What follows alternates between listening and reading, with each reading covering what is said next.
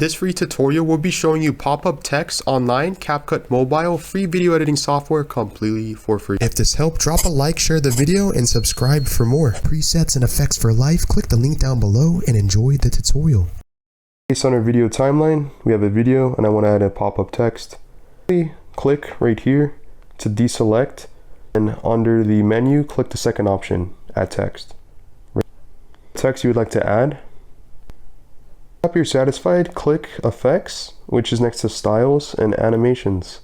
We have a list of different effects. In this case, I'm choosing this one right here, let's say. You can even click Scroll, Pinch, and Zoom to adjust your text and click the check mark.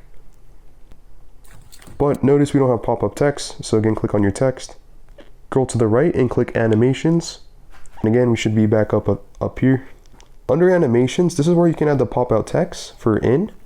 Scroll down until you see the option pop up. In this case, it's on the bottom right-hand screen for me. Boom, did you see that? Click the check mark, and now this is what we have.